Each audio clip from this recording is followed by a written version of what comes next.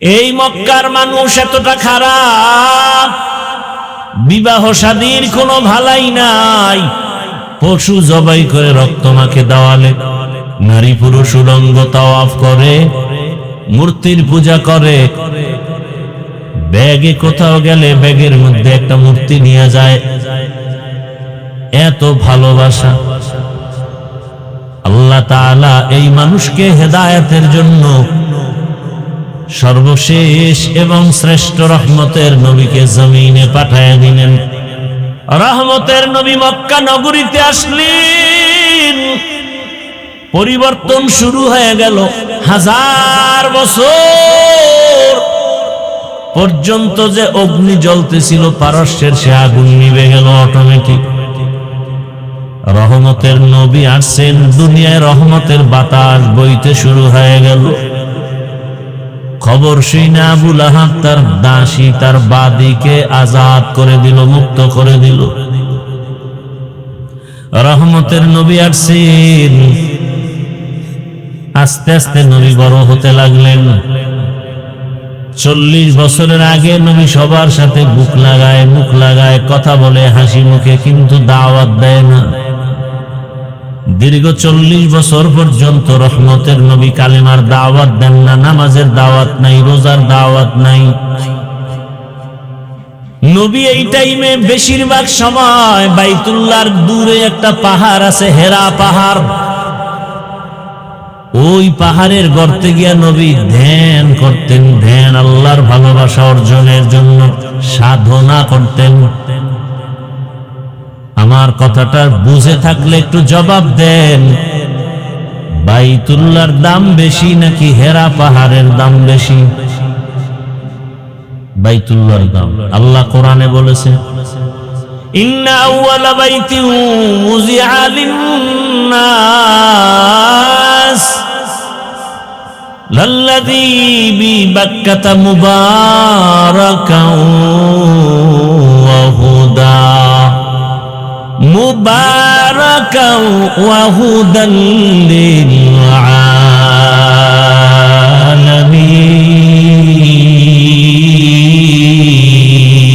আলামিন। বাখা কুরআন কালামুল্লাহ বশনো কদিমাস্তি নইনো। ভাইরা আমার, বাইতুল্লাহ এত দামি, যেই বাইতুল্লাহর দিকে প্রথম কেউ নজর দিয়া দোয়া করলেই কবুল। বাইতুল্লাহ প্রথমবার দেখে যে দোয়া করবে সাথে সাথে কবুল।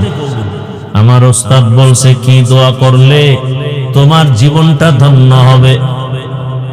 ও বাইতুল্লাহর মুসাফির, আল্লাহ যদি কোনদিন বাইতুল্লাহ নেয়, সফর করে বাইতুল্লাহ গিয়া যখন বাইতুল্লাহ নজর পড়ে যাবে, প্রথমে দোয়া করবা, আয় আল্লাহ, আমি গুনাহগার, জীবনে যত ভালো ভালো দোয়া করছি কবুল করে নেও।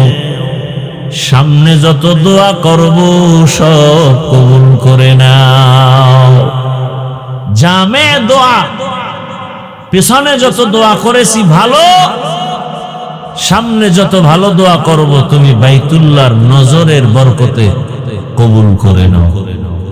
আল্লাহর ওয়াদা, রাসূল বলেছেন, বাইতুল্লাহ দেখে প্রথম দোয়া করলেই কবুল, প্রথম নজরে। শুধু কি তাই? একজনে বাইতুল্লাহ তাওয়াফ করে, আর একজনে নামাজ পড়ে, আর একজনে শুধু তাকায় তাকায় দেখে। নবীজি বলেন, যে শুধু তাকায় তাকায় বাইতুল্লাহ দেখে, অনবরত তার উপরে রহমত নাজিল হইতেছে। ভাইরা আমার, এমন একটা দামি ঘর জমিনে আর কোথাও নাই। ওই বাইতুল্লাহর এরিয়ায় কেউ যদি ঢুকে একবার বলেন আল্লাহ, 1,00,000 বার আল্লাহ বলার সওয়াব পেয়ে যাবে। ওই বাইতুল্লাহর সীমানায় গিয়া যদি কেউ একটা সিজদা দেয়, 1,00,000 সিজদার সওয়াব পেয়ে যাবে। ওই বাইতুল্লাহর সীমানায় যদি একবার সুবহানাল্লাহ বলে 1,00,000 বার সুবহানাল্লাহ বলার সওয়াব হবে। কেমন মায়া ওখানে লাগায় রাখছেন আমার আল্লাহ। রহমতের নবী বাইতুল্লাহ ছেড়ে যখন রাতের আধারে দুশমন বাধ্য করছে আর থাকতে দিবে না, আমার আল্লাহ বলে নবী আপনি হিজরত করে মদিনায় যান। নবী যখন ঘর থেকে বের হইয়া বাইতুল্লাহর সামনে গিয়া দাঁড়াইল, বাইতুল্লাহর ডাক দিয়া কয় রে বাইতুল্লাহ, তোরে ছেড়ে যেতে মনে চায় না, মনে চায় না, কারণ আমার জন্মভূমি। কাফের মুশরিক ওই দুশমনেরা বাইতুল্লাহর দিকে ফিরিয়া নামাজ পড়তেও দেয় না, আমারে বাইতুল মাকদিসের দিকে ফিরিয়া নামাজ পড়তে বাধ্য করে। ওই দুশমনেরা এমন বাধ্য করেছে যে আজ আমার বাইতুল্লাহ ছেড়ে যেতে হয়, কিন্তু মনে চায় না আমি বাইতুল্লাহ ছেড়ে চলে যাই। ও বাইতুল্লাহ, তোর দিকে তাকাইয়া থাকলেই তো সওয়াব, তোর পাশে সিজদা দিলে 1,00,000 সিজদার সওয়াব। মনে চায় না তোর পাথর হজরে আসওয়াদে চুমা দিলে গুনাহ টেনে নেয়, তোর পাশে জমজমের পানি, দুনিয়ার সব বিজ্ঞানীর একমত জমজমের পানির মতো দামি পানি নেই। এমন পানি, দুনিয়ার পানি পান করলে পিপাসা নিবারণ হয়, ক্ষুধা নিবারণ হয় না। জমজমের পানি এত দামি বরকতের পানি, যেই পানি পান করলে শুধু পিপাসা নিবারণ হয় না, ক্ষুধাও নিবারণ হয়ে যায়। শুধু ক্ষুধা নিবারণ হয় না, জমজমের পানি পান করো ইয়াকিনের সাথে, তোমার খানা দানা খেতে হবে না। আহ, রহমতের নবী একটা খেজুর একটু জমজমের পানি পান করে রোজা রাখছেন। জমজমের পানি বরকতি পানি, হাজার হাজার হাজার বছর ওই কূপের থেকে crore crore million trillion billion পানি, হাজি লিটার পানি হাজিরা নিয়ে যায়, কমেও না বাড়েও না। কি মদিনাবাসী, আহ আল্লাহর কুদরত কি! মদিনায় পাইপ দিয়া পানি নেবে, পাইপ, কি পানি, কিন্তু পানি যায় না। এখন গাড়ি দিয়ে নেয়, ড্রাম ভর্তি করে নেয়। কেমন আল্লাহর কুদরত! সাহাবায়ে কেরাম জিজ্ঞাসা করলেন, ইয়া রাসূলুল্লাহ, জমজম কূপের নিচের সম্পর্ক কোথায়? মাটির সাথে? নবী বলেন হাউজে কাউসারের সাথে। হাউজে কাউসারের সাথে জমজমের সম্পর্ক। যেই হাউজে কাউসারের এক পেয়ালা পানি আমার রাসূলের হাতে পান করলে আর পিপাসা থাকবে না। কিন্তু নবী বলেন এর থেকেও জমজমের পানি বড় দামি। ও বাইতুল্লাহ, মদিনায় যাইতে মনে চায় না, তোর পাশে জমজম কূপের পানি, তোর পাশেই তো মাকামে ইব্রাহিম,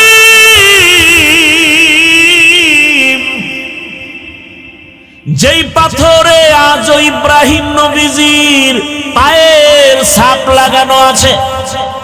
সুবহানাল্লাহ, না বেশি করে বিড়ি টানো তো ঘুমের ভিতরে মক্কা দেখবা। সুবহানাল্লাহ বলার মতো মন নাই, ও মুখের মধ্যে সারাদিন বিড়ি, গালি, গীবত, শিকায়াত। একই জায়গা দিয়ে সুবহানাল্লাহ আইতে তো সময় লাগে, কতগুলো রাস্তা পার হয়ে আইতে হয়।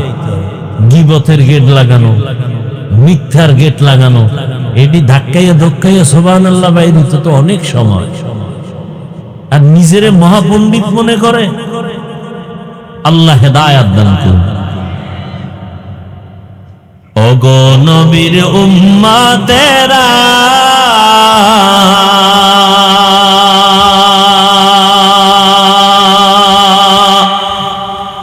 হয়ে আজি দিশাহারা,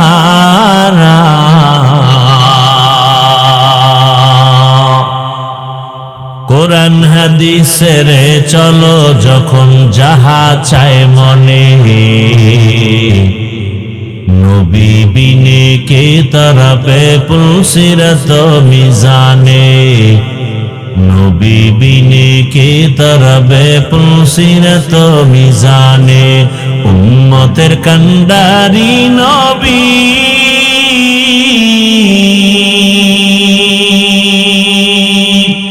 কাঁদছেন উম্মতের লাগি, এখনো কাঁদেন নবীজি শুয়ে মদিনার পানে, নবী বিনে কে তরবে পুলসিরত মিজানে, নবী বিনে কে তরবে পুলসিরত মিজানে, নবী আমার জীবন ভরে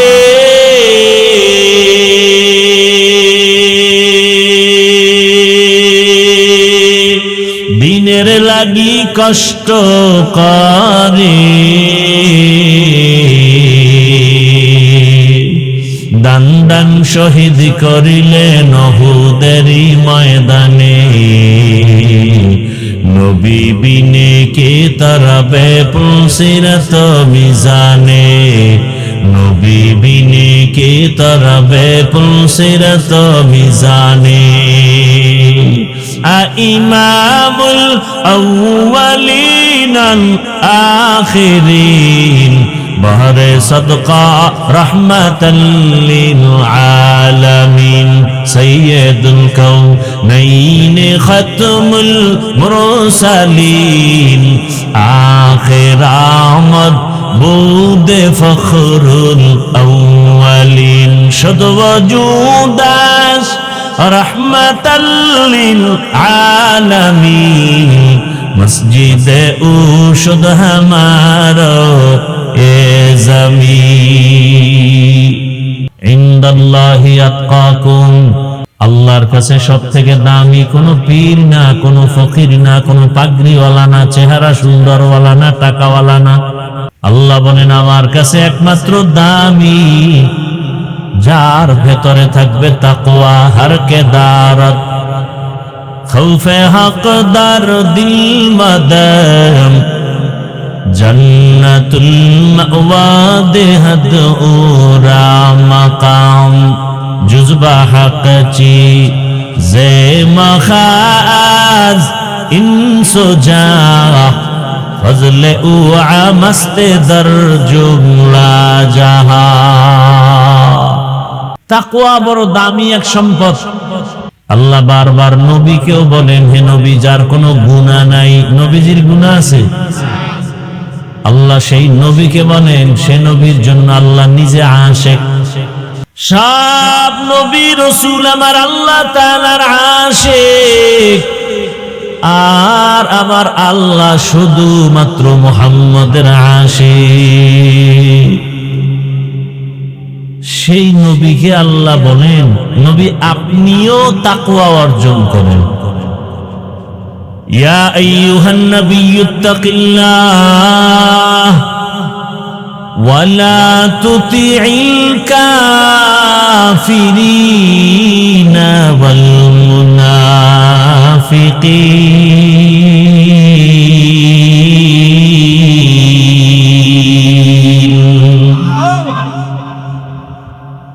हर के दारत खौफे हक़दार दिल मदम, जन्नतुल मअवा देहद ओरा मकाम। টাকার লোভে মানুষ সত্যকে মিথ্যা বানায়, মিথ্যাকে সত্য বানায়। যৌবনের লোভে পড়ে মানুষ সঠিক রাস্তা থেকে পিছনে পড়ে যায়। আর সারা দুনিয়ার মানুষ ডাক্তার জাকির নায়েকের জন্য কত মোহাব্বত করে ভালো জানে।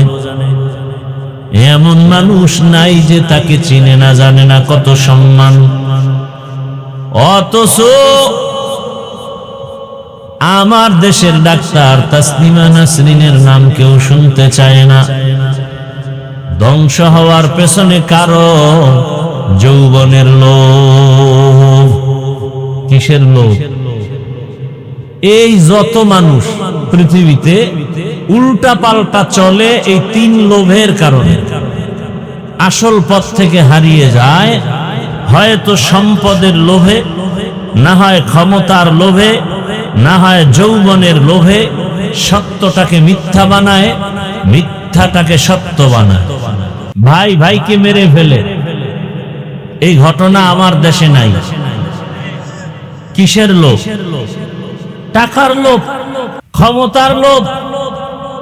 স্ত্রী স্বামীকে হত্যা করে, মা বাপ সন্তানকে হত্যা করে, সন্তান মা বাবাকে হত্যা করে, বউ যুবক যুবতীকে হত্যা করে যৌবনের লোভে। শেষ পর্যন্ত জেলখানায় যায়, পরিণামে ফাঁসি হয়ে মরে যায়। আমও গেল, সালাও গেল। আমি যে আয়াতের তর্জমাটা করেছি, আল্লাহর কাছে পশুর রক্ত গোশত পৌঁছে না, আল্লাহর কাছে পৌঁছে কি? আমাদের তাকওয়া। তাকওয়া মানে ভয়। কার ভয়? আল্লাহর ভয়ের মূল কথা গুনাহ থেকে নিজেকে বাঁচায় রাখা। তাকওয়া মানে বেশি বেশি জিকির করা নয়, বেশি বেশি তেলাওয়াত করা না, নামাজ পড়া না। তাকওয়া মানে হলো গুনাহ থেকে বেঁচে থাকা। আর তাকওয়া আল-ইহতিরাজ আনিল মাসিয়া। قال النبي صلى الله عليه وآله وسلم اتق المحارم تكن أعبد الناس। রহমতের নবী বলেন, গুনাহ থেকে নিজেকে বাঁচাও। যদি তুমি আল্লাহর নিষিদ্ধ জিনিস থেকে নিজেকে বাঁচায় চলতে পারো,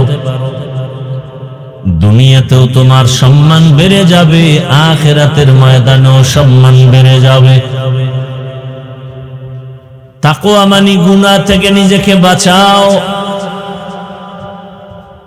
হাত দিয়া তুমি ধরবা, তবে ধরার ক্ষেত্রেও সীমানা দেওয়া আছে। সীমানার বাইরে গিয়া হাত লাগায়ও না। আল্লাহর ভয়।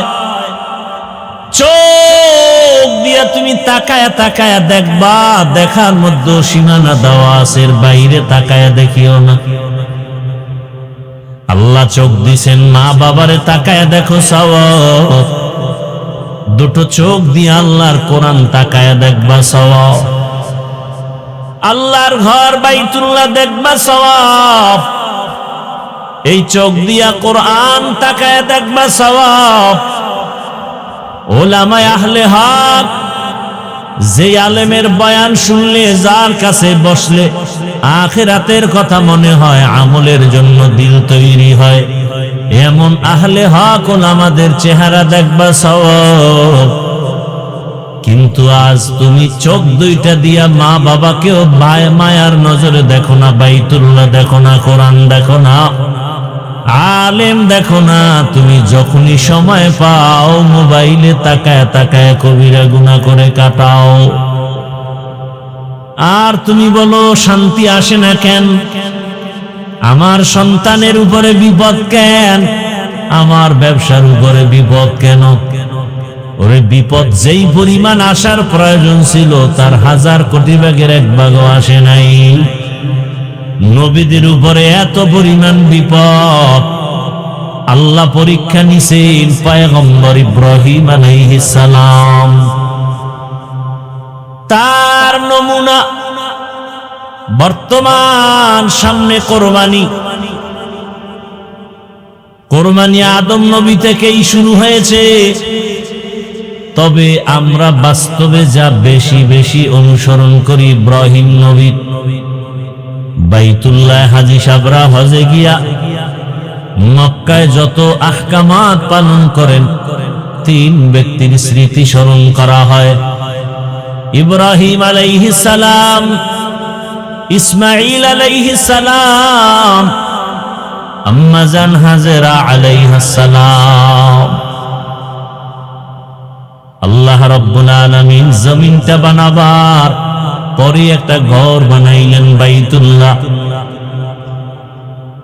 আল্লাহ তাআলা বাইতুল্লাহ বানানোর পর হজের এলান করার জন্য ইব্রাহিম নবীকে আদেশ দিলেন। ক্রমান্বয়ে ইব্রাহিম নবী দাওয়াত দিয়া এইবার সন্তান ইসমাইল সহ বাইতুল্লাহ নির্মাণ করেছেন। এই বাইতুল্লাহ নির্মাণ করার পর ইব্রাহিম নবী হজের এলান করেছেন। আর পয়গম্বর ইব্রাহিমের এলানে যারা লাব্বাইক বলেছে তারা হজ না করে কবরে যাবে না। এরে আল্লাহর গোলাম, ইব্রাহিম নবী চলে গেলেন, ইসমাইল নবী চলে গেলেন। শেষ পর্যায়ে ঈসা নবীর আগমন। ঈসা নবী আল্লাহ তাআলা আকাশে উঠায় নিলেন। ঈসা নবী বিদায়ের পরে রহমতের নবীর মাঝখানে 500 বছর পর্যন্ত কোন নবী নাই। মানুষগুলো আল্লাহর ইবাদত বাদ দিয়ে সব মূর্তি পূজায় লিপ্ত হয়ে গেল। শুধু তাই না, বাইতুল্লাহর মধ্যে 360টা মূর্তি ঢুকায়া দিল। মূর্তি পূজা শুরু হয়েছে আদম আলাইহিস সালাম জমিন থেকে বিদায় হওয়ার 600 বছর পরে।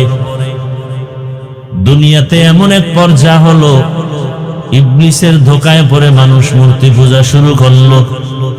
জমিনে এমন একটা মানুষ ছিল না যে মূর্তি পূজা করে নাই। মূর্তি সামনে নিয়া খোদা খোদা বলে সম্মান করত আর কিছু চাইতো। 600 বছর মূর্তি পূজা চলতে থাকলো।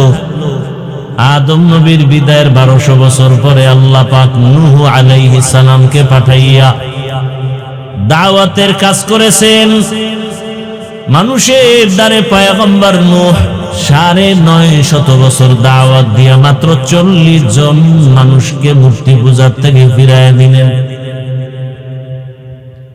এই মূর্তি পূজা শুরু হয়েছে আদম আলাইহিস সালামের ইন্তেকালের 600 বছর পর। ক্রমান্বয়ে কমে আবার বাড়ে। রহমতের নবী আসার আগে 500 বছরে জমিনে কোনো মুরব্বী নাই। মক্কা মানুষ বড় দামি, মুশরিক হলেও বেঈমানরাও মক্কাটারে সম্মানের নজরে দেখত। বাইতুল্লাহ এমন এক সম্মানের ঘর। মক্কার মানুষ ওই সময় এত খারাপ, ইতিহাসের মধ্যে লেখে মক্কার মতো খারাপ মানুষ দুনিয়ার কোথাও ছিল না।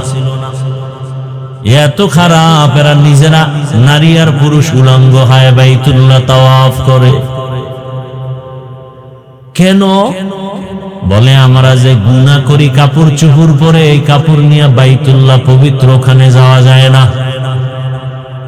এই জন্য কাপড় চুপড় খুলে নারী পুরুষ একসাথে বাইতুল্লাহ যায়, তাওয়াফ করে। নাপাক কাপড় নিয়ে যাবে না। এটা কেমন হইল? একজনে পাগড়ির ফজিলতের বয়ান শুনে লঙ্গি খুলে পাগড়ি বানানো।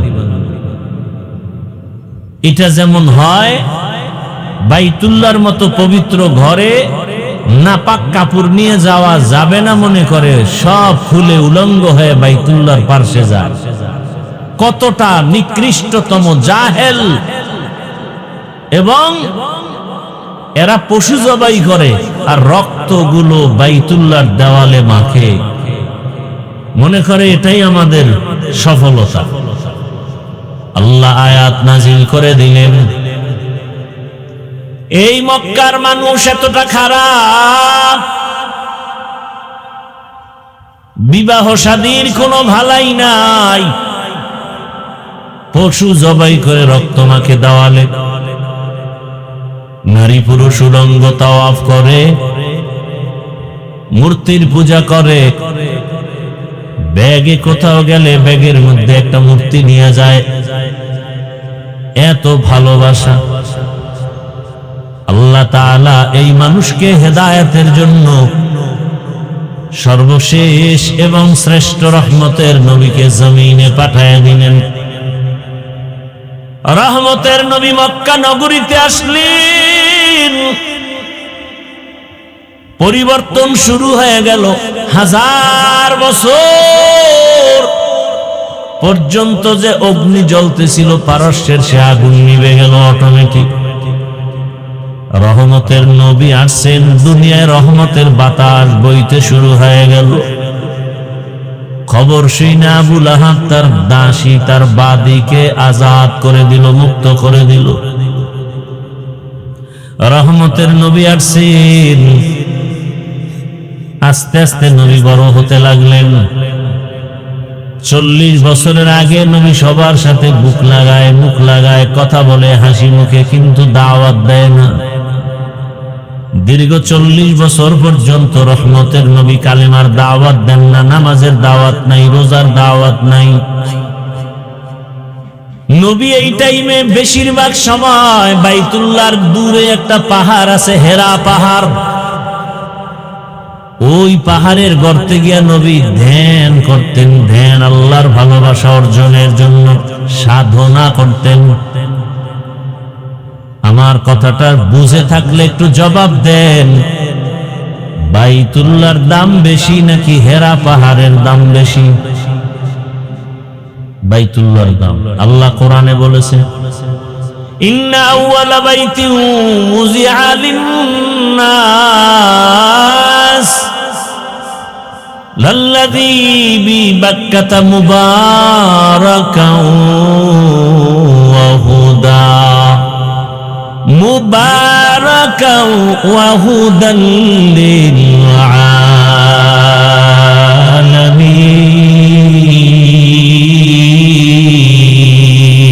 আলামিন। বাখা কুরআন কালামুল্লাহ বশনো কদিমাস্তি নইনো। ভাইরা আমার, বাইতুল্লাহ এত দামি, যেই বাইতুল্লাহর দিকে প্রথম কেউ নজর দিয়া দোয়া করলেই কবুল। বাইতুল্লাহ প্রথমবার দেখে যে দোয়া করবে সাথে সাথে কবুল। আমার ওস্তাদ বলছে, কি দোয়া করলে তোমার জীবনটা ধন্য হবে।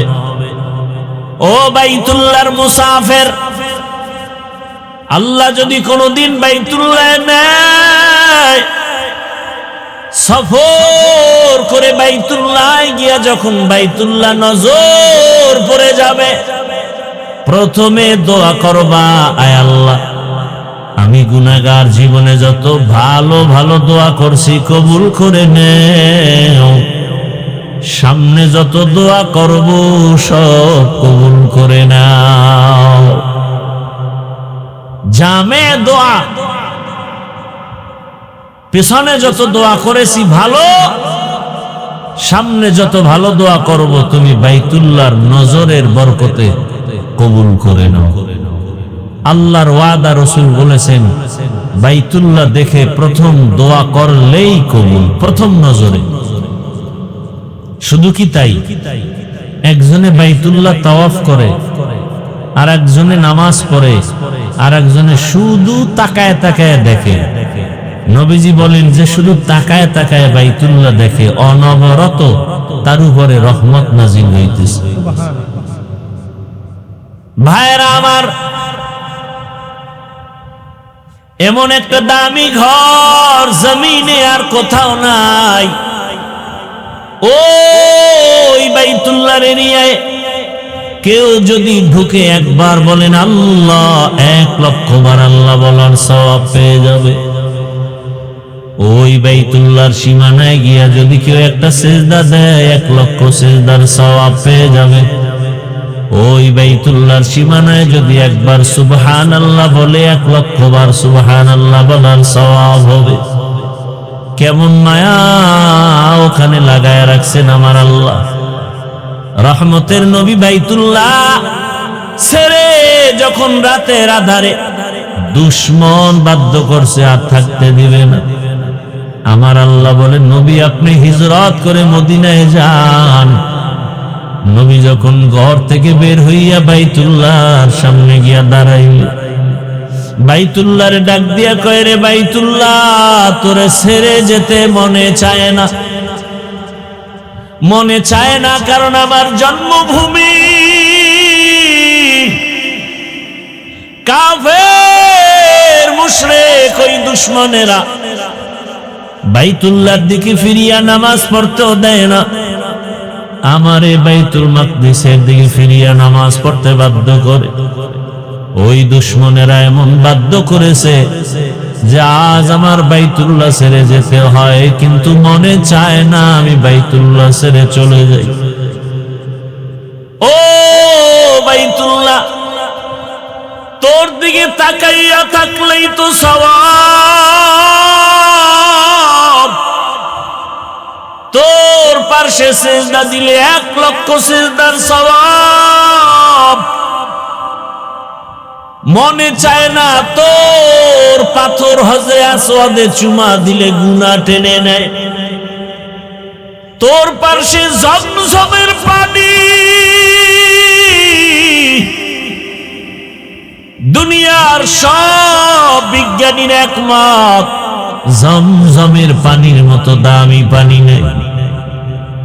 এমন পানি, দুনিয়ার পানি পান করলে পিপাসা নিবারণ হয়, ক্ষুধা নিবারণ হয় না। জমজমের পানি এত দামি বরকতের পানি, যেই পানি পান করলে শুধু পিপাসা নিবারণ হয় না, ক্ষুধাও নিবারণ হয়ে যায়। শুধু ক্ষুধা নিবারণ হয় না, জমজমের পানি পান করো ইয়াকিনের সাথে, তোমার খানা দানা খেতে হবে না। আহ, রহমতের নবী একটা খেজুর একটু জমজমের পানি পান করে রোজা রাখছেন। জমজমের পানি বরকতি পানি, হাজার হাজার হাজার বছর ওই কূপের থেকে crore crore million trillion billion পানি, হাজি লিটার পানি হাজিরা নিয়ে যায়, কমেও না বাড়েও না। কি মদিনাবাসী, আহ আল্লাহর কুদরত কি! মদিনায় পাইপ দিয়া পানি নেবে, পাইপ কি পানি, কিন্তু পানি যায় না। এখন গাড়ি দিয়ে নেয়, ড্রাম ভর্তি করে নেয়। কেমন আল্লাহর কুদরত! সাহাবায়ে কেরাম জিজ্ঞাসা করলেন ইয়া রাসূলুল্লাহ, জমজম কূপের নিচের সম্পর্ক কোথায়? মাটির সাথে? নবী বলেন হাউজে কাউসারের সাথে। হাউজে কাউসারের সাথে জমজমের সম্পর্ক। যেই হাউজে কাউসারের এক পেয়ালা পানি আমার রাসূলের হাতে পান করলে আর পিপাসা থাকবে না। কিন্তু নবী বলেন এর থেকেও জমজমের পানি বড় দামি। ও বাইতুল্লাহ, মদিনায় যাইতে মনে চায় না, তোর পাশে জমজম কূপের পানি, তোর পাশেই তো মাকামে ইব্রাহিম,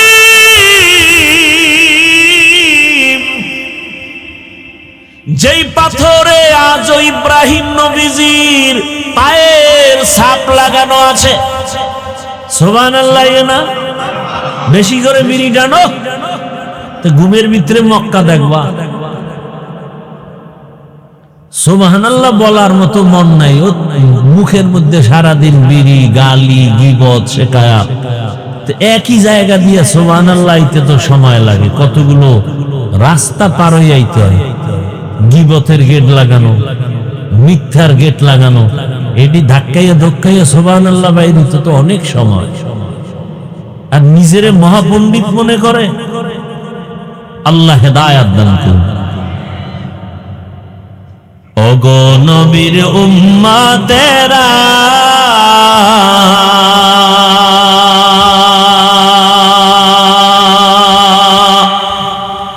হয়ে আজি দিশ দিশাহারা।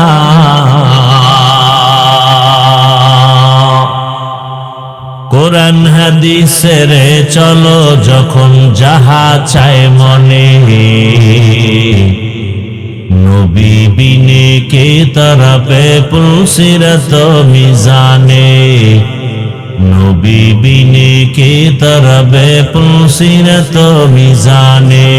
উম্মতের কান্ডারি নবী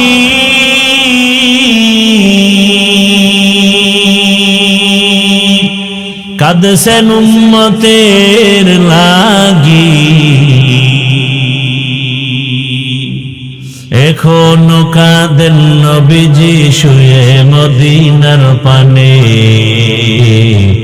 নবী বিনে কে তরফে পুলসিরত মিজানে, নবী বিনে কে তরফে পুলসিরত মিজানে। নবী আমার জীবন ভরে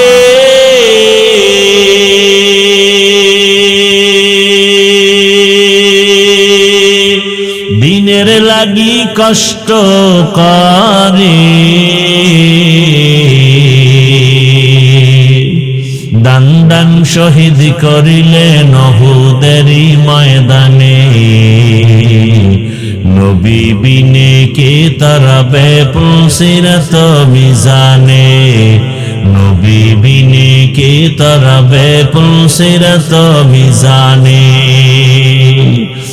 ইমামুল আউয়ালিন আল আখিরিন বহরে সদকা রহমাতাল লিল আলামিন। সৈয়দুল কাউনাইন খতমুল মুরসালিন আখির আমদ বুদে ফখরুল আউয়ালিন। শুদ ওজুদাস রহমাতাল লিল আলামিন মসজিদে উশুদ হামারো এ জমিন। রহমতের নবী বাইতুল্লাহরে বেশি ভালোবাসছেন। কেমন যেন বাইতুল্লাহ থেকে মদিনায় যাইতেছিলাম, মনটার আকর্ষণ বাইতুল্লাহর দিকেই বারবার নজর পড়ে যায়। এরে নবীর আশিক, ওই বাইতুল্লাহ এত দামি, যার দিয়ে তাকাইলে সওয়াব। আমি কালকে আমার এক কলিজার টুকরা আমার মুরব্বী আল্লাহওয়ালা, তাকে বললাম হুজুর আমি অসুস্থ, কিন্তু ঔষধ খাইতেছি, ব্যাংকক পর্যন্ত গেলাম কিন্তু ভালো লাগে না। বলে কেন? আমি বললাম আমি প্রতি বছর বাইতুল্লাহ যাই, আমার 1000 কোটি % বিশ্বাস অন্তরে জমা হয়েছে। আমি যতবার বাইতুল্লাহ গেছি আসার পরে তেমন ঔষধ খেতে হয় না। আমার মনে চায় আমি বারবার বাইতুল্লাহ যাই। আমি বাইতুল্লাহ যাইয়া ওই হজরে আসওয়াদ পাথরের দরজার মাঝখান জায়গাটা দোয়া কবুলের জায়গা মুলতাজাও। আল্লাহর রাসূল বলে ওই জায়গায় বুকটা লাগাইয়া মালিকের ডাক দিবে, কারণ ওই জায়গায় ইব্রাহিম নবীর বুকটা লাগানো আছে, ইসমাইল নবীর বুক লাগানো আছে, কত নবী কত রাসূল, আল্লাহর কত প্রিয় বান্দার বুকে চাপ লাগানো ওখানে। ওই বাইতুল্লাহর দরজা আর হজরে আসওয়াদ পাথরের মাঝখান জায়গায় বুকটা লাগা ডাক দিবি, ও দয়ার মালিক আমারে এমন রোগে পাইছে যার ঔষধ নাই, তুমি মুক্তি করে দাও।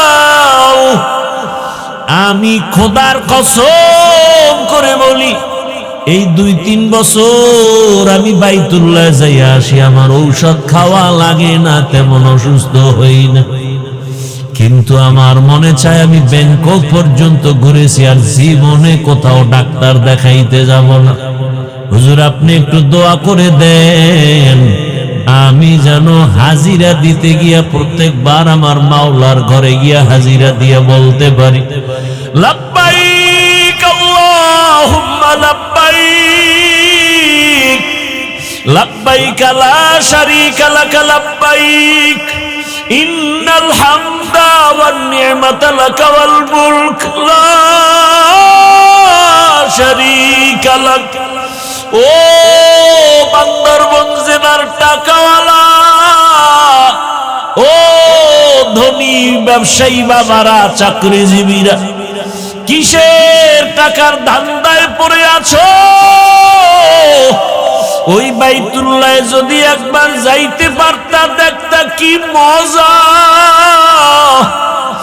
ওই বাইতুল্লাহর সাথে একটু যদি বুকটা লাগাইতে পারতা, বুঝতা কেমন মজা।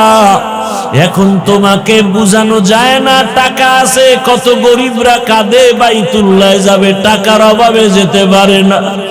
আর আল্লাহ তোমাকে কত টাকা দিয়েছে, আমার জানা মতে কত ঢাকার হাজিওয়ালারা আছে টাকাওয়ালা, নিজেও বাইতুল্লাহ যায়, রমাজানেও যায়, হজেও যায়, আবার শত শত গরিবদেরকে বাইতুল্লাহর উমরায় পাঠায়, হজে পাঠায়। আছে না নাই? ও যুবক, তুমি ভাবতেছো তোমার টাকা নাই, কেমনে যাইবা? 5 বেলার নামাজ পড়ে একটু মাওলারে বলতে থাকো, ও আল্লাহ তুমি বাইতুল্লাহ না দেখাইয়া মরণ দিও না।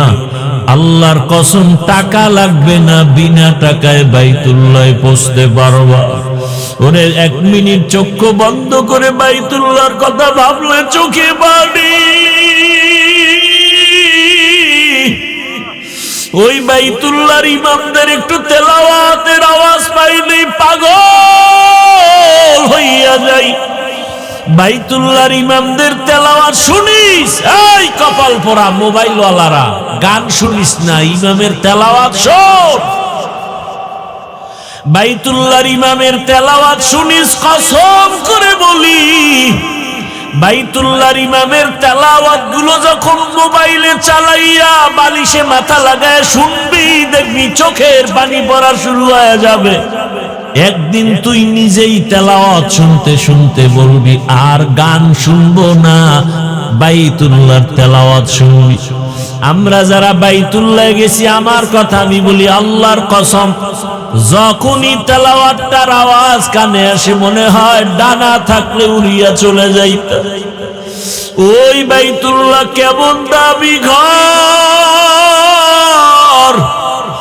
রহমতের নবী বলে, রে বাইতুল্লাহ, মদিনায় যাইতে মনে চায় না, আমার বংশের দুশ্মনেরা বাধ্য করলো, তোর পাশেই তো মাকামে ইব্রাহিম।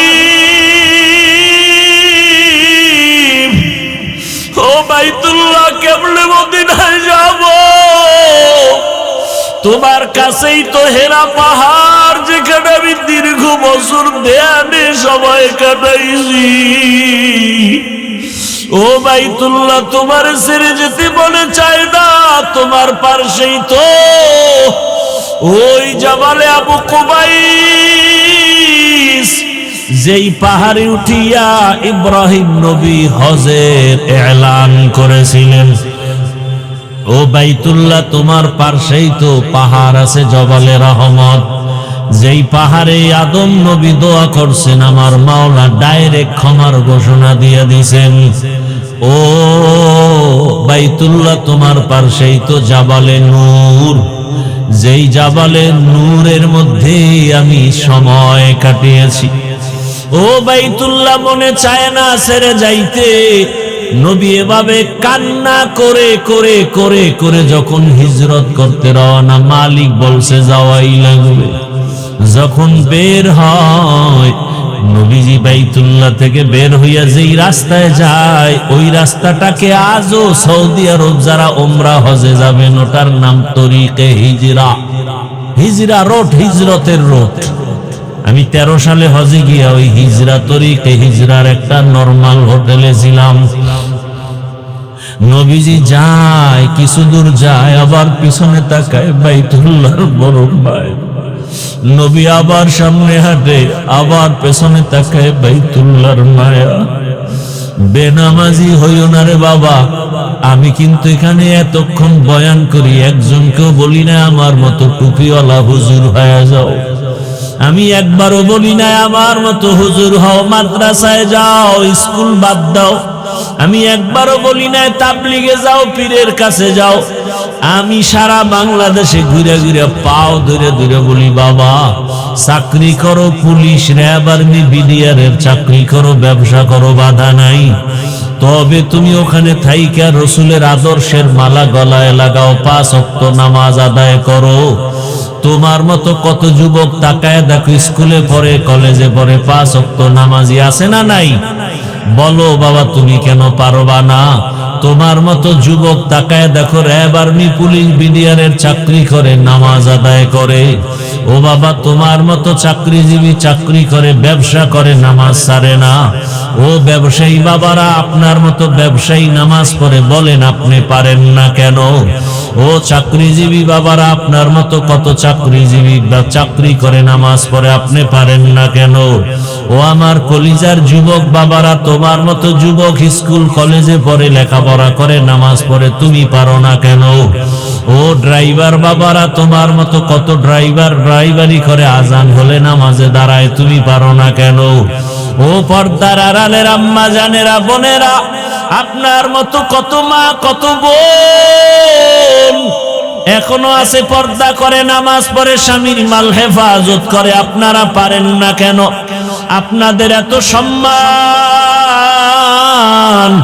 আপনারা তো নবীদের মা, আপনারা তো সাহাবায়ে কেরামদের মায়ের মতোই মা। এই দুনিয়ায় নবী হতে পারেন নাই, মায়েরা তবে নবীদের মা হয়েছেন। এ দুনিয়ায় সাহাবী সাহাবিয়ার মতো নারী আপনারা, খাদিজা রাদিয়াল্লাহু আনহার মতো নারী, ফাতেমা রাদিয়াল্লাহু আনহার মতো নারী, আয়েশা রাদিয়াল্লাহু আনহার মতো নারী। ও পর্দার আড়ালের আম্মা জানেরা, আপনার ছেলেটাকে আপনি ডাক্তার বানাবেন, প্রফেসর বানাবেন, ইঞ্জিনিয়ার বানাবেন, বাধা নাই। তবে আমার দাবি একটাই, ডাক্তার জাকির নায়েকের এত সুনাম কেন? টাকার কারণে, ক্ষমতার কারণে নয়, নবীজির আদর্শের কারণে। আপনার সন্তান ডাক্তার হবে, নেককার, নামাজি, পর্দাওয়ালা। আপনার সন্তান ডাক্তারিও করবে, নামাজ পড়বে, কোরআন তেলাওয়াত করে, মা বাবার জন্য দোয়া করবে। ও যুবক বাবা, তুমি ডাক্তার হও, প্রফেসর হও, ইঞ্জিনিয়ার হও, বাধা নাই। তবে মা বাবার দোয়া নিয়া, শিক্ষকের দোয়া নিয়া, উলামায়ে কেরামের দোয়া নিয়া, নবীজির আদর্শ মেনে চলবা, জীবনটা ধন্য হয়ে যাবে। ওই বাইতুল্লাহর দিকে আগাইতে থাকো। আজকে তো তুমি চোখ বন্ধ অন্ধের মতো সেজদা দাও, বাইতুল্লাহ সামনে নাই। যেদিন বাইতুল্লাহর সামনে গিয়ে একটা সেজদা দিবা, মনে হয় যেন তোমার জীবনের শ্রেষ্ঠ সেজদা হবে। আজকে তুমি নামাজে দাঁড়াও, বাইতুল্লাহ সামনে দেখো না। আল্লাহ যদি কবুল করেন, বাইতুল্লাহ সামনে নিয়ে যেদিন নামাজে দাঁড়াইবা, দেখবা আজকে নামাজে দাঁড়াইলে মন বসে না, সেদিন চোখ থেকে পানি পড়া শুরু হয়ে যাবে। এত কান্না, এত কান্না। ওই বাইতুল্লাহ বড় দামি। আল্লাহ পাক রব্বুল আলামিন ওই নবীকে বিজয়ের বেশে আবার বাইতুল্লাহে ফিরাইয়া দিলেন। ওই বাইতুল্লাহ বড় দামি ঘর। ওই বাইতুল্লাহর জিয়ারতের জন্য হাজিরা দৌড়াচ্ছে। কিছুদিন পরেই যখন শুরু হয়ে যাবে, হাজী সাহেবরা হজ করতে যাবে, আরাফার ময়দানে যাবে। আরে 24টা ঘন্টাই কান্না করে, লাব্বাইকের আওয়াজ দেয়। নবী বলেন, যারা তোমরা হজে যাইতে এখনো পারো নাই, ওই হাজীদের নমুনা নিজের মধ্যে ঢুকাও। আল্লাহ চায় হাজী সাহেবরা যখন হজের মাস শুরু হয়ে যাবে 1 তারিখ, ওই হাজী সাহেবরা নখ কাটবে না, চুল কাটবে না। আল্লাহর আইন হয়ে গেছে। ও কোরবানি করনেওয়ালারা, তুমি যদিও হজ করতে পারো নাই, হাজীদের নমুনায় তুমিও চুল কাটিও না, নখ কাটিও না কোরবানির আগে। আমার আল্লাহ তোমাকে দেখে একটু মোহাব্বত করবে, মোহাব্বতের নজরে তাকাবেন। ওরে আল্লাহর বান্দারা, এই কোরবানি তো পশু কোরবানি না, আসল কোরবানি তোমার জীবনের ভালোবাসার কোরবানি। আমার আল্লাহ চায় তোমার আমার দিলের কোরবানি। আজকে দেখা যায় মানুষ 20,000 টাকা 30,000 টাকা দিয়ে গরুতে ভাগ হয়, 500 টাকা লাগলেও দেয়, কিন্তু 100 টাকার লোভে চামড়াটা কওমি মাদ্রাসায় দিতে চায় না। আছে না নাই? বলে গেলাম চ্যালেঞ্জ দিয়ে, পৃথিবীতে যত সেবা সংস্থা আছে, শ্রেষ্ঠ কল্যাণমূলক জনকল্যাণমূলক সেবা সংস্থার নাম কওমি মাদ্রাসা। অনুরোধ করে বলবো, ওই কওমি মাদ্রাসায় যদি আপনার যাকাতের অংশ দেন, আপনি যদি কোরবানির চামড়া দেন, ফ্রি দিবেন, ডবল সওয়াব, ডবল সওয়াব, ডবল সওয়াব। আর এর বিরোধিতা যারা করবে, ওদের অন্তর নষ্ট, ওদের আকল নষ্ট, ওদের ঈমান আমল নষ্ট। ফ্রি দিবেন, 20,000 30,000 টাকা দিয়ে ভাগ হতে পারেন কোরবানির অংশে, 200-100 টাকা ছেড়ে চামড়াটা আল্লাহর রাস্তায় দিবেন। এখন তো সিন্ডিকেট চলতেছে চামড়ার জগৎ নিয়ে, অনেক মাদ্রাসাওয়ালারা কালেকশন করবে না বলেছেন, কিন্তু অনুরোধ করে বলছি, আল্লাহর ওয়াস্তে ফি সাবিলিল্লাহ কওমি মাদ্রাসার এতিম ফান্ডে আপনারা এটা দিবেন। গরিব এতিম অসহায় যারা আছেন, এদের পেছনে এটা খরচ করা হবে। এটা দিলে ডবল সওয়াব, এক সওয়াব গরিব এতিমের হক আদায় করা হবে, আর এক সওয়াব হলো এলমে দ্বীন ওরা শিখে, কোরআন হাদিস শিখে, এই এলেমের সহযোগিতা করা হবে। কয় সওয়াব? কি ডিস্টার্ব কেন বাবা? ডবল সওয়াব। আর এর বিরোধিতা যারা করবে, এদের অন্তর খারাপ। আল্লাহ হেদায়াত দান করুন। লা ইয়ানালাল্লাহু লুহুমুহা ওয়ালা দিমাউহা ওয়ালাকিন ইয়ানালুহু তাকওয়া মিনকুম। ও পর্দার আড়ালের আম্মা জানেরা, বোনেরা, ও যুবক, অনুরোধ করে বলছি, জীবনে তো গুনাহ কম করো নাই, মনে চাইছে নামাজ পড়বা না পড়ো নাই, মনে চাইছে দাড়ি রাখবা না রাখো নাই, মনে চাইছে পার্কে যাবা দৌড়ায়া গেছো, মনে চাইছে মোবাইলে সারা রাত গুনাহ করবা করেছো, মনে চাইছে নাচ গান করবা দেখবা করেছো আর দেখেছো। এখনো কি তোমার অন্তরের আশা পূরণ হয় নাই? তওবা কি করবা না? মরণের ভয় কি নাই রে যুবক? আজকে তুমি এখানে বসে আছো, কালকে 10টার সময় হতে পারো তুমি লাশ। এই যে রমজানের রোজা গেল, ঈদ গেল, কত মানুষ মরে গেল, বাসটা পানির মধ্যে চলে গেল। একটা বাচ্চা সাঁতার কাইটা এসে বলে, আমার আম্মু পানিতে আটকা আছে, তাড়াতাড়ি আমার আম্মুকে বাসের থেকে নিয়ে আইসা বাঁচাও। আবার এক মহিলা সাঁতার কাইটা এসে বলে, আমার বাচ্চা আজ বাসের মধ্যে আটকানো, আমার বাচ্চাটাকে বাঁচাও। এইভাবে চোখের সামনে দিন দিন বিদায়। এমন কোন দিন নাই লাশ নাই। কয়দিন আর বাঁচবা? কই চাকরিজীবী, কই বাড়িওয়ালা, বাড়ি ভরে আছে, বাড়িওয়ালা নাই। চাকরির জায়গা ঠিকই চাকরি চলতেছে, কিন্তু আগের লোকটা নাই। এইভাবে একদিন বিদায় হতে হবে। আগামীকাল যদি আল্লাহ ডাক দিয়ে আজরাইলের পাঠায় দেয়, ঘুমের ভেতরে ওর জানটা নিয়ে যা। সকাল 10টা 11টায় আম্মু জানাইসা যখন ডাকবে, দেখবে ঘরের মধ্যে বাচ্চার সন্তানের জবানে কোনো আওয়াজ নাই। প্রতিদিন 2 ডাক দিলে সারা দেয়, আজকে এত ডাকি সারা দেয় না কেন? দরজা খুইলা মা সন্তানের হাত, বডির মধ্যে হাতটা টাচ করে দেখে পুরো শক্ত, বরফের মতো ঠান্ডা। মা পাগলনির মতো হয়ে চিৎকার দিয়া বলবে, খবর হয়ে গেছে, আমার ছেলেটার দুনিয়ায় বাঁচিয়া নাই। ও যুবক বাবারা, একটু চিন্তা করো, ঘুমের মধ্যেও কত মরণ হয়ে যায়। ও পর্দার আড়ালের মা বোনেরা, কয়দিন আর দুনিয়ায় বাঁচবেন, কখন মরণ হবে জানা নাই। এখনো সময় আছে, তওবা করেন। ওই মা ডাক দিয়া স্বামীকে ডাকবে, ও যুবক, আল্লাহ কুদরতের দরজা খুলে দিলে তুমি দেখবা বাবাও কাঁদতেছে আর বলতেছে আমার সন্তান নাই। মা কাঁদবে আর বলবে আমারে আর মা বলে ডাক দেওয়ার কেউ নাই। অনেকে মা বাবা গ্রামে সারিয়া এই পার্বত্য অঞ্চলে আইসা থাকে, মায়ের খবর পর্যন্ত নিতে পারে না। এই কোরবানিতে জানো না, মা তোমারে রেখে গোশত খায় না, মা তাকায় থাকে সন্তান কখন আসবে, ওর মুখে আগে দিয়া তারপরে আমি খাবো। একটা সন্তানের প্রতি মা বাবার এত মায়া, যেগুলো বুঝাবার কোনো ভাষা নাই রে বাবা। তুমি যেদিন মা বাবা হবা সেদিন তোমার বুঝে আসবে। ও বোনেরা, মায়েরা, পর্দার আড়ালের আমার যুবক বাবারা, বৃদ্ধ বাবাজিরা, ওই বাবায় টেলিফোন করা শুরু করবে, ইমাম সাহেব আমার ছেলেটা মরে গেছে, আপনি জানাজা না দিয়া কোথাও যাবেন না। তুমি দেখতে থাকবা, এক দলকে পাঠাবে বাজারে যাও কাফন কেনার জন্য, আর এক দলকে বলবে কবর খনন করার জন্য বাঁশবাগানে দৌড়াও, আর এক দলকে বলবে ঘরের পেছনে গরম পানি মশারি টানাও। আজকে আমি বলি আমার বাড়ি, আমার গাড়ি, আমার সব, কিন্তু জানোনি আমার গায়ের জামাটা বেলেট দিয়া কেটে কেটে রেখে দিবে। আমার হাতের ঘড়ি আর একজনে দিয়া বলবে এটা আমার হাফিজুর রহমানের ঘড়ি না। এইভাবে যখন লাশটা তোমার আমার ঘর থেকে নামাইয়া গরম পানি দিয়া গোসল করাইয়া, যখন সাদা কাপনের প্যাকেট বানাইয়া খাটের মধ্যে উঠাবে, এইবার জানাজার ময়দানে নিয়ে যাবে, মা জানালা দিয়া চিল্লায় বলবে আমার বাবারে তোমরা কোথায় নিয়ে যাও? বলবে জানাজা দিয়া চিরবিদায়, আর ঘরে আসবে না, কবরে রাখা হবে।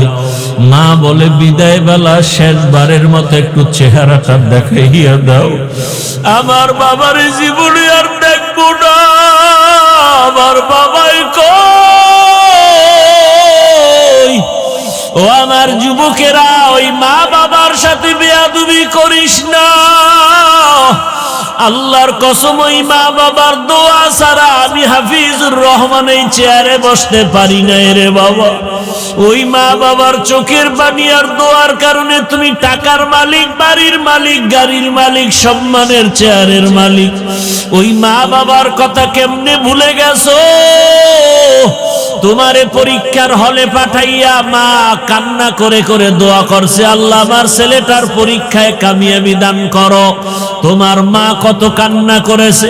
ওই মা বাবার জন্য কি তুমি এক ফোঁটা চোখের পানি ফেলতে পারবা না? আল্লাহর কাছে 2 ফোঁটা চোখের পানি ছেড়ে দোয়া করো। আর যার মা বাবা বেঁচে আছে, এই রত্ন হারাইও না, পাইলেই দেখা হলেই দোয়া চাইও। বাবারে বলিও বাবা মনে কষ্ট নিবা না, জীবনে বহু অন্যায় করেছি।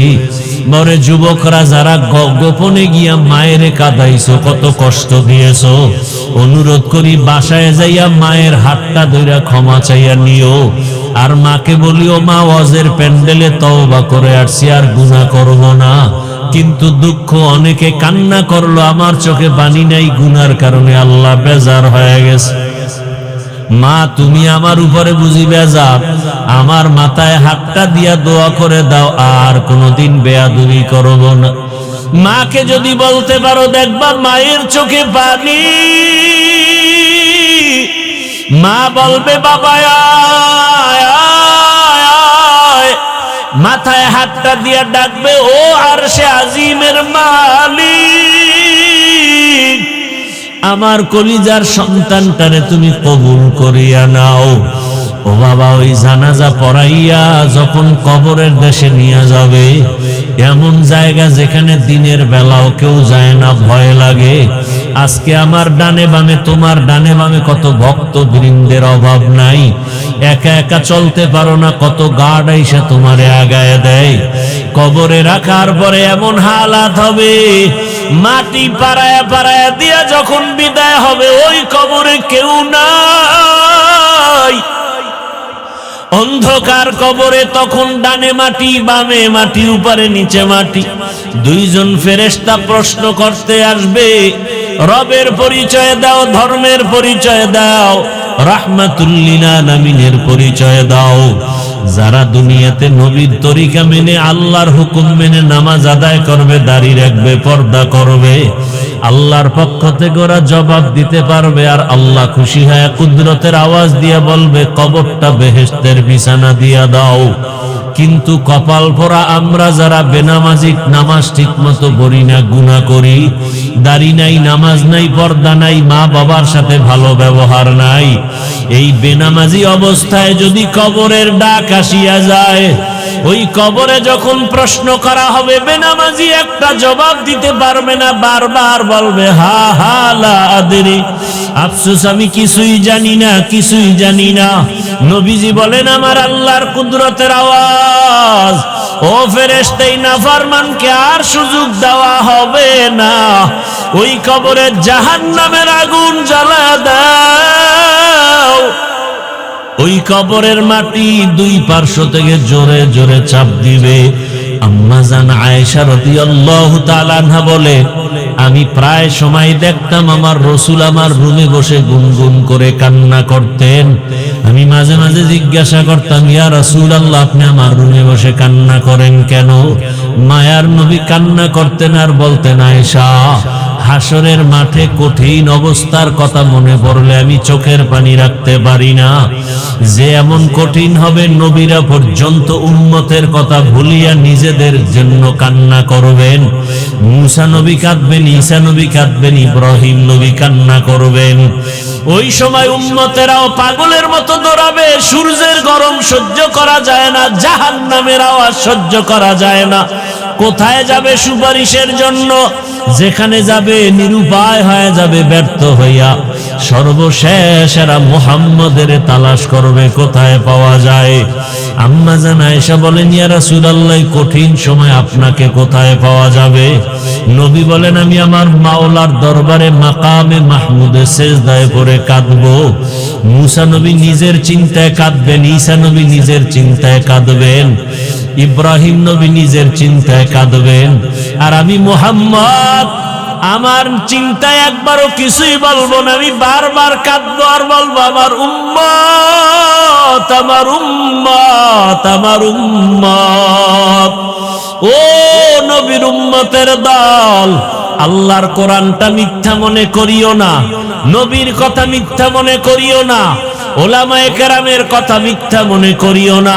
এখনো সময় আছে, তওবা করো, নবীর তরিকা মেনে চলো। নবীর শাফাআত ছাড়া জান্নাত হবে না। জীবনে গুনাহ তো কম করো নাই, আজকে আল্লাহর কাছে তওবা করো। আর নামাজ ছাড়বা না, দাড়ি কাটবা না, বেপরদায় চলবা না। মা বাবার দোয়া, শিক্ষকের দোয়া, উলামায়ে কেরামের দোয়া নিয়ে নবীর সুন্নাত অনুযায়ী চলবা। ও যুবকেরাও তওবা করো, ডাক্তার হও, নামাজ ছাড়িও না, ইঞ্জিনিয়ারিং পড়ো, নামাজ ছাড়িও না। ঢাকা কলেজে গিয়ে দেখো কত ছেলেরা কলেজে পড়ে, পাগড়িওয়ালা, নামাজির অভাব নাই, তুমি পারবা না কেন? আল্লাহর কাছে তওবা করো। ও মা বোনেরাও তওবা করেন, আর নামাজ ছাড়বেন না, বেপরদায় চলবেন না, স্বামীর মাল হেফাজত করবেন, খেয়ানত করবেন না। আল্লাহ আমাদের তওবা যদি খাঁটি অনুমতে করতে পারি, আল্লাহ জীবনের গুনাহ মাফ করে দিবেন। মরিয়া গেল আর নামাজ ছাড়বো না, দাড়ি কাটবো না, বেপরদায় চলবো না। তওবা করার মতো যদি কারো অন্তর তৈরি হয়, মুনাফিকি না থাকে, যাদের খাঁটি নিয়ত আছে, দুটো হাত আল্লাহকে দেখাইয়া দাও। আয় আল্লাহ হাতগুলো কবুল করে নেন, তওবা কবুল করে নেন। তওবার উপরে মজবুত হইয়া চলার তৌফিক দান করেন, আমিন। আলহামদুলিল্লাহি রাব্বিল আলামিন, والصلاة والسلام على سيد الأنبياء والمرسلين وعلى آله وأصحابه أجمعين يا أرحم الراحمين يا أرحم الراحمين يا أرحم الراحمين رب ارحمهما كما ربياني صغيرا اللهم إنك عفو كريم تحب العفو فاعف عنا اللهم إنا نسألك رضاك والجنة ونعوذ بك من سخطك والنار اللهم إنا نعوذ بك من البرص والجنون والجذام وسيء الأسقام اللهم اجعلني من المستجابين للدعوات ও দয়ার মালিক, আমরা গুনার বোঝা নিয়ে আপনার দরওয়াজায় হাজির। মেহেরবানি করে আমাদের